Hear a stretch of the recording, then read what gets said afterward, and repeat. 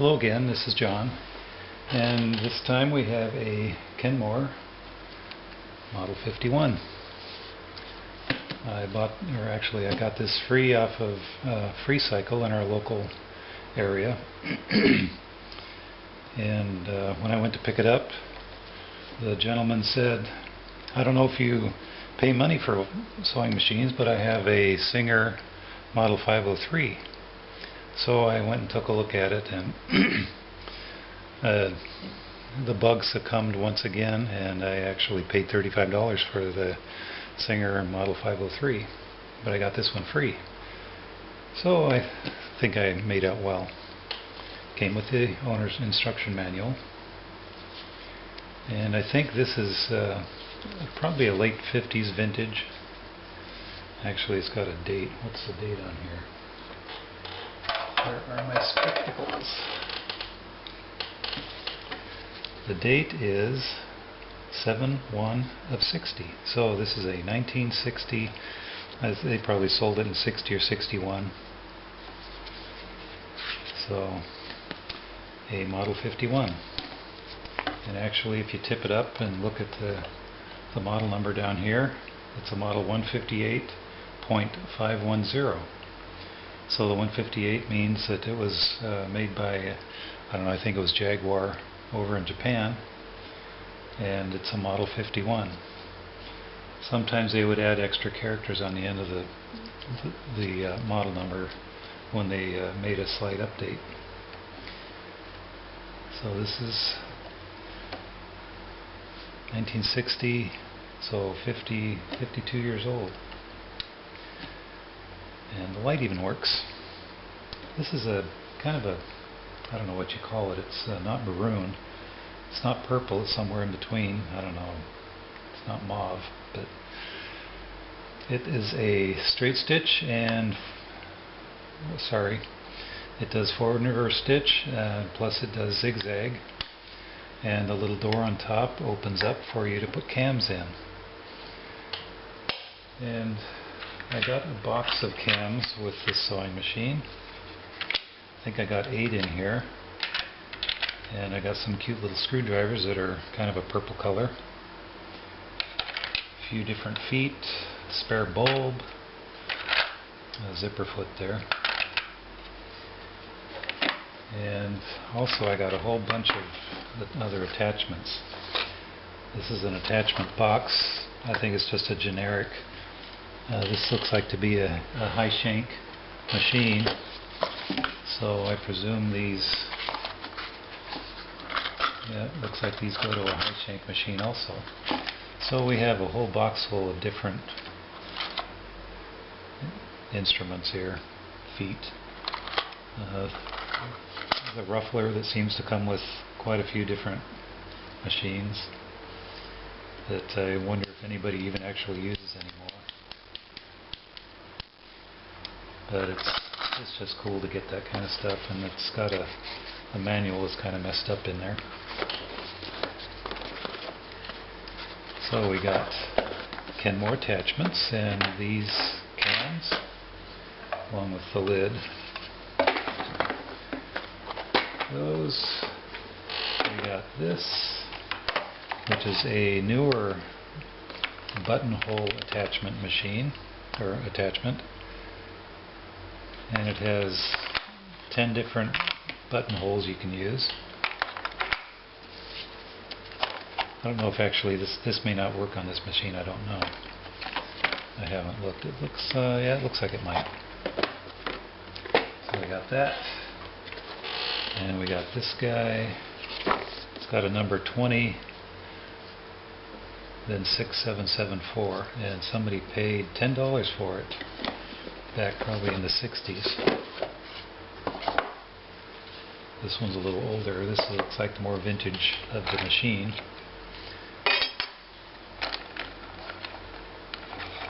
So it's almost the same color as the machine too. That's kind of interesting.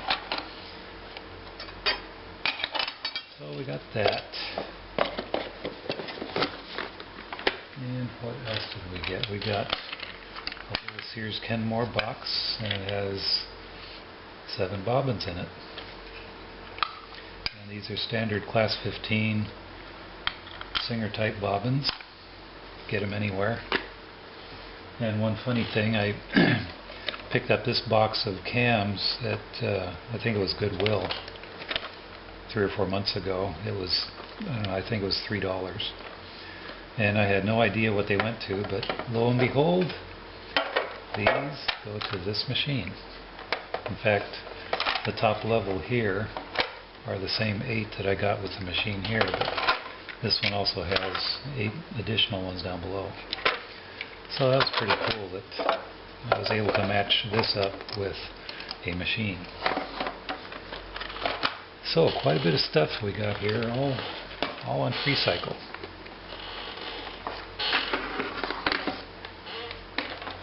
I haven't tried sewing with this machine yet, but I presume it works.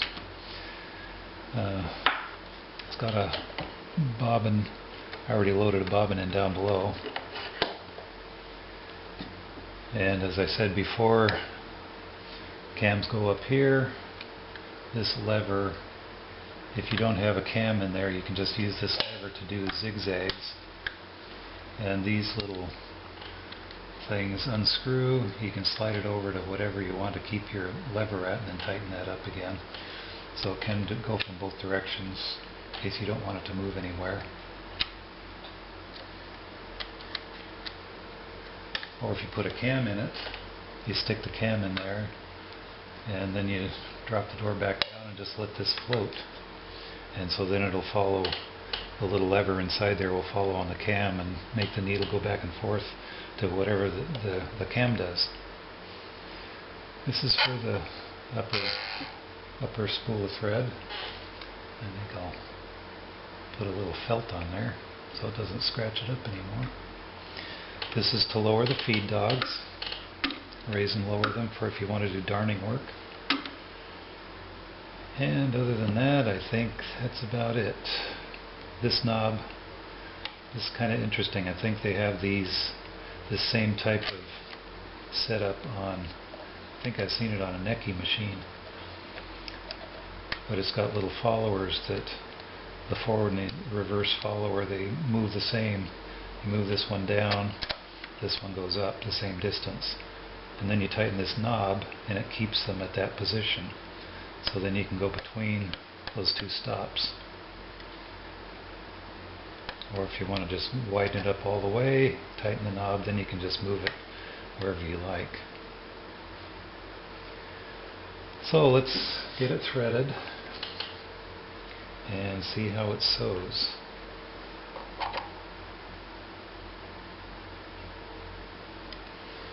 Down through the tension disc.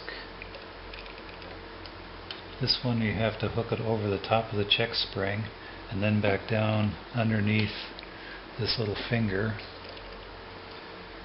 and then up through the take-up lever, down through the curly Q, down through another curly Q, and down through the third curly Q way down there, and finally through the needle.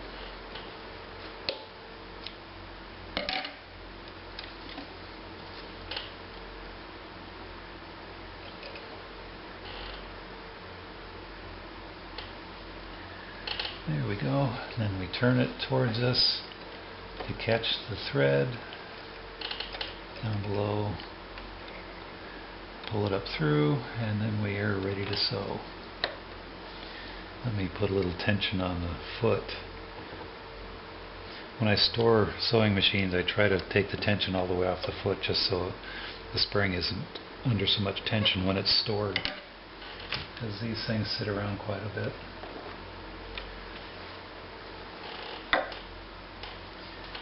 Okay, this is my trusty piece of stuff I've used forever. And I don't know if it's tensioned right yet, so we'll just see what happens here.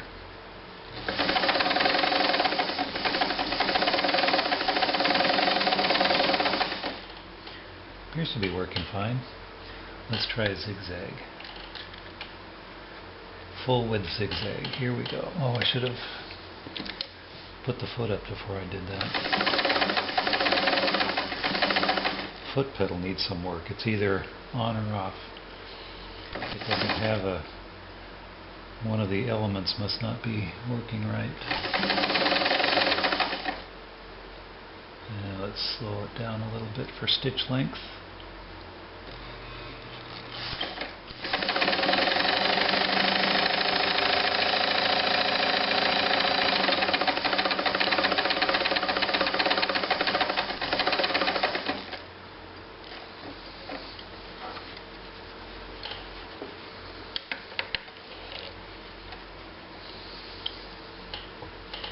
Is there a knife back there? Oh, it's way up at the top. I can't get it.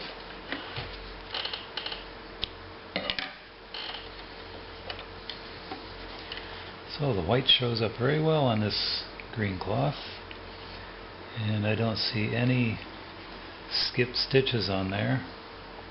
Let's try putting a cam in and see what happens.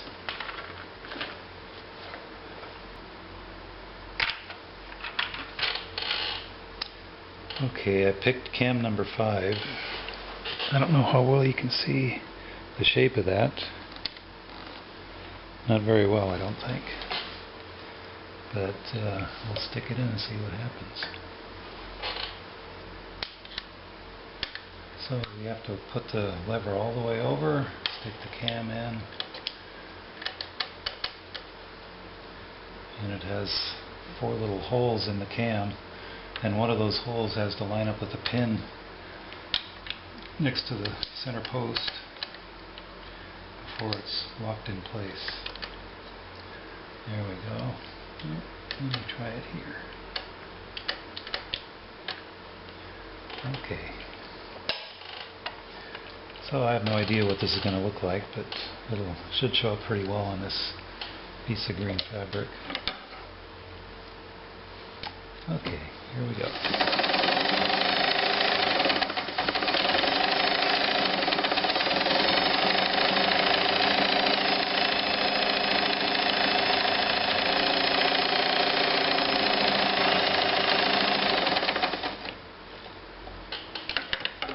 Takes a while for this thing to coast to a stop, doesn't it? Once it gets going fast. These old cast iron machines had a lot of internal workings that need to slow down. So it looks like it's just, I don't know what that's called, but it goes narrow, wide, narrow, wide. So there you have it. This is a Kenmore Model 51. Thank you so much for watching.